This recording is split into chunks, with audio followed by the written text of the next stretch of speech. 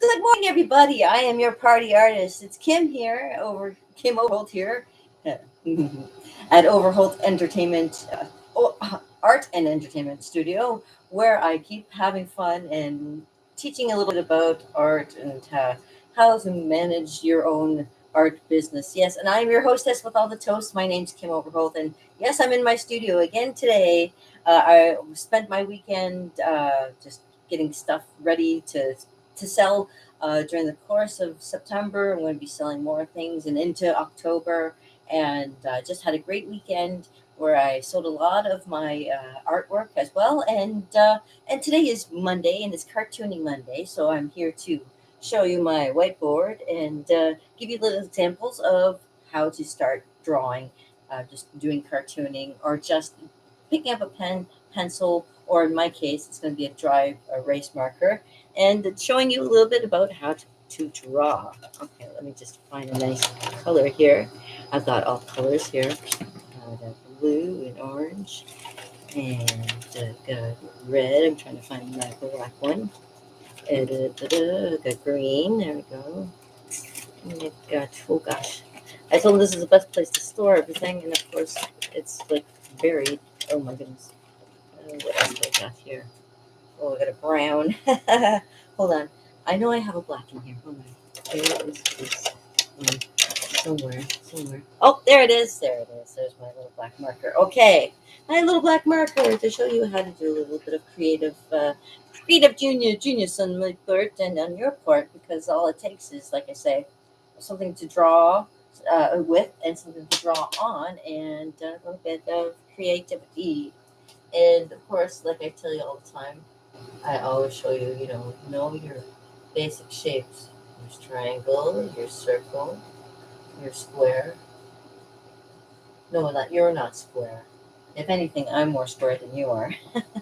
I'm such a nerd.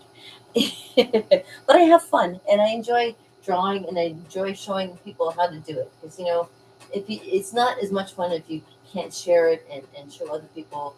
It's not just something it just takes practice, a lot of practice. You get good at it and it becomes almost like a second nature to you. All right, so to get you going, like I said, practice making triangles. And when you get good at making triangles, try to make them more 3D if you want to. How about making them into looking like a pyramid? Add another little line in there and kind of connect it all together. And you can make yourself a pyramid if you want to. Or if you want to make it kind of interesting, you could add the circle shape to an oval shape. And then add a triangle on the bottom. See? And you have a cone shape. So, and you could get rid of the top part here and put a little things like that. And there you've got little marks like that. And what does that look like? It looks like, ooh, an ice cream cone. Yeah. Yeah. And the same thing with this. You can give it extra little marks on it. Make it look like it's an actual pyramid, like it has like little bricks and stuff in it, just to kind of play with it a bit.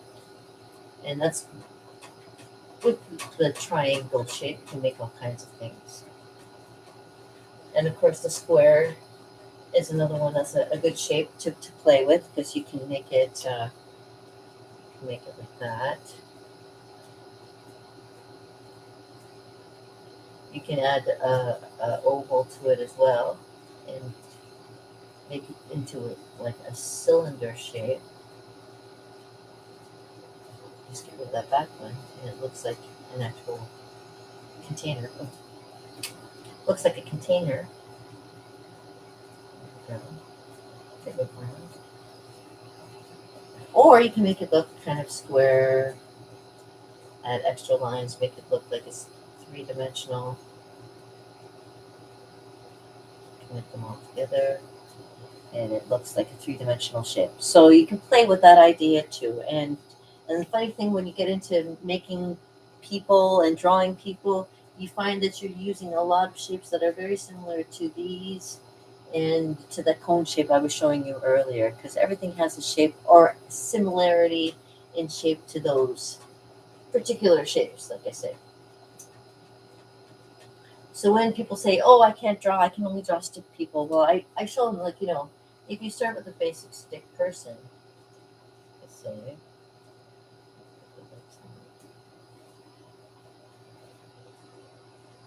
you put your feet there, you know, you kind of like, if you're starting with the very basics, you've got a little bit of a head start on it already, because you already know, like, okay, the arms come out like that, and they're attached to the shoulder, and shoulders as well as feet also have knees, and you have hip bones. But then you keep in mind that there's other bones, like there's bones that are in the spine. There's the rib cage itself, which is almost like two oval shapes there. So now you're almost starting to build, if you will, a person. You can get the shape of a person kind of going, even by just tracing the outside of, say, your stick person. You can get like I said, get the sticks in.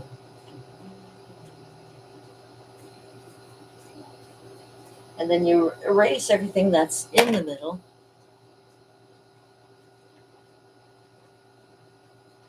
Erasers are great too. And then you kind of like, now you filled in your stick person, and it's no longer just a stick person. It actually has some kind of character about it. See? That's how the basics of everything is, with a little bit of a structure to it, so you can build on it afterwards. But there's muscles that come through. There's a muscle there that comes through that way. There's of course the muscle that comes across the chest here. You start learning about where muscles are in the body, and when you start drawing people, you start usually from the center of a person and make your way outward. Like when you're drawing actual people, when you're drawing live people, I was told, because you're always thought, well, I know the usual thought for people is to like draw the structure. No, you don't have to draw the structure when you start drawing people. You start from the center. You start from the core of the person. So you start right at the center of the chest and make your way outwards, because everybody's shape of skin is shape of muscle is different. Everybody's hair is different. Everybody's um, even though we are all very similar, there's all a little bit different, and you play with that. And that's why you have the erasers. You can remove and add, remove and add, and make it more realistic. It takes time. It takes practice. Like I say, even people can be fleshed out into something that you can make into something real. So, cartooning is like the next step, of course. Now you're taking that stick person and you're making them do something, which I was showing you actually the other time, where you can take the just the movement of your stick person, and now you're making them do something completely different.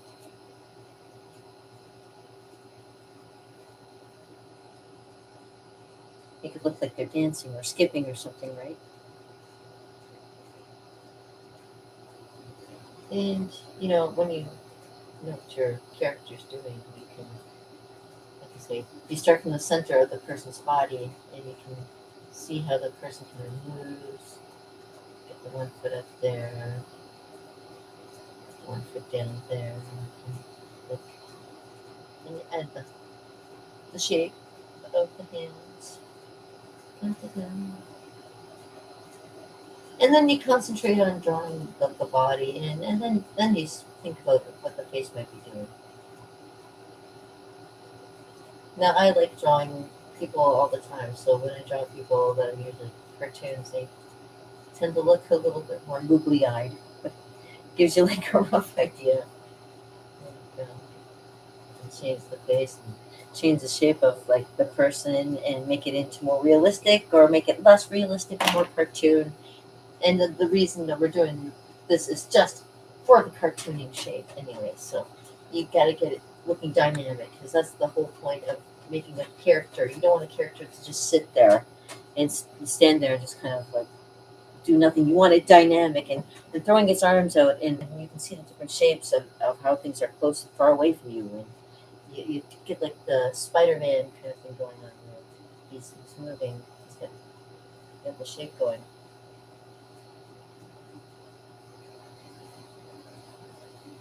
He's like, whoosh, whoosh.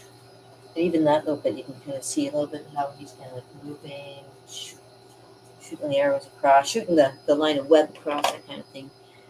Just giving you a quick idea, and that way you can kind of see motion, kind of as it happens. You want to explain something to somebody, sometimes you need to draw it out. And the best way to draw it out is like using swift lines and very dynamic lines too. And again, when you want to get into just practicing doing faces and stuff, it's just a matter of uh, taking everything into proportion, like where the eyes are halfway through the head, and then you make the line going down halfway from the chin to where the nose would be, from the chin to there, is where the mouth would be, right there, you got the chin, and then you kind of got the shape of the face kind of going down there.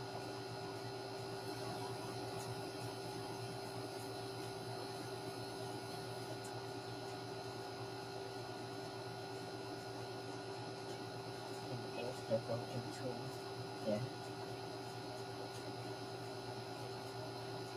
Yeah.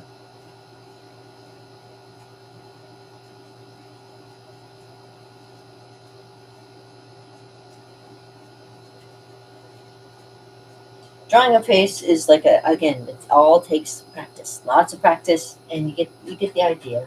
I always like to look online and see other artists' ideas, and I usually copy a lot of different artists as well. So to get my own ideas too. So, but eventually you get your own style and you get your own way of doing things, and eventually that's what it is too. So and that's what I love teaching. And if you want to know a little bit more about the art I do, of course, check out my website, kimoverholt.com.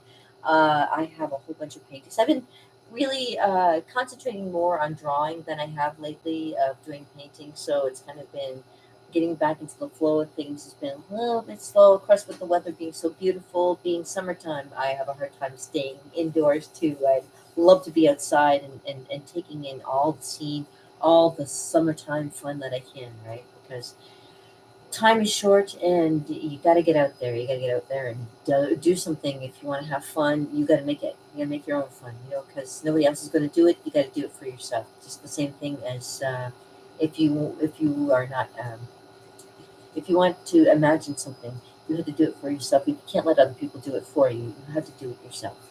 See what I mean?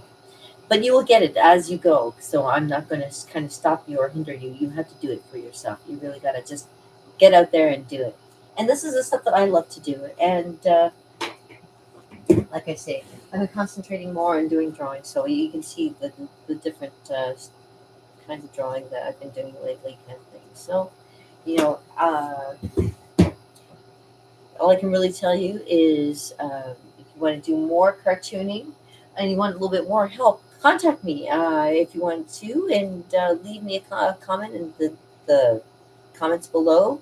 Um, Follow me if you want to on Instagram. I'm on Facebook. I'm on Twitter. Keep watching me on YouTube here. I hang out here quite a bit and try to get excited. I try to get excited. I am. I try to get other people excited about the stuff that I do because I really do find it fun, and I just hope other people can see the worth in it as much as I do. But what it basically comes down to is finding your own happiness through whatever means you can. So for me, it's doing this, and that's the most fun for me. And I hope you guys are enjoying your day as well. I don't know what more to tell you, except for maybe giving you a little bit of divination that I usually do every time I come here. I give a card or two, and it was really cool because on the weekend I met a girl who gave me a positivity card, and it had to do with oh gosh, what was the word? Progress. Yeah, something that had to do with progress. And I figured that was really nice. It's like almost she picked a card. She said, pick a card. And it was like one of those ones that's just meant for you. You find it, it's just random, right? So this is what I love doing. And showing you, of course, is doing a little random cards, cards as well. So let's just take a little bit of divination for the day. And then I'll go and leave you on your merry to, do a little art on your own. Because you should. If you'd like to do art, what are you waiting for? Do it. Like, do it now. Okay? And I'm just going to get you started with a little bit of fun. Okay. So let's see what the day has in store for us. And if I'm lucky, I'll be back tomorrow to tell you more what happened about today. So let's see what's going to go on. Okay. Well, flipping you over. Yeah, it just wants to come so quickly.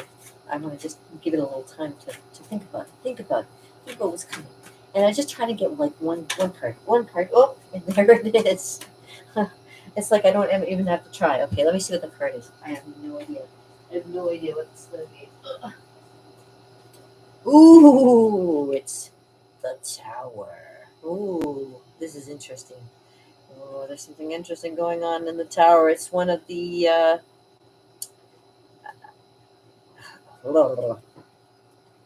one of the major arcana cards is what I'm trying to say. Yeah, it's one of the major arcana cards, and it can be a little scary. As you can see, Rome is burning. Oh my gosh, that's not a good sign.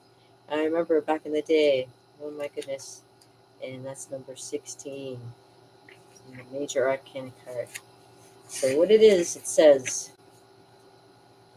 here we go. Here's what it says for today. Mounting pressures must be released or there will be a sudden reversal of all the work carried out so far. There has been a dramatic turn of events and established patterns of thought will be changed. Okay. Interesting.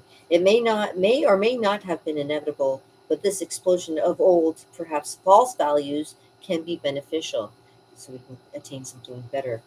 Placing exclusive faith in material objects can lead to disaster because only the spirit is eternal. There you go. So it's got to come from inside. The thing that you want has to come from in here. It can't come from wanting something that's material. You got to want something that's deeper than that, right? Yeah, we're all striving for something more. That's for sure.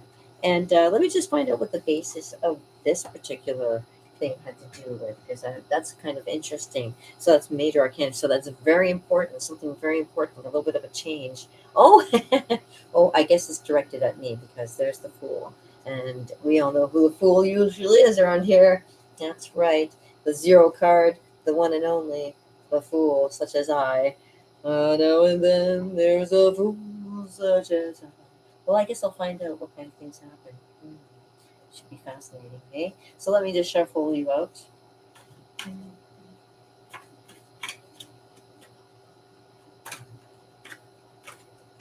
Okay. And wish you the best for today and hope that you have a great day.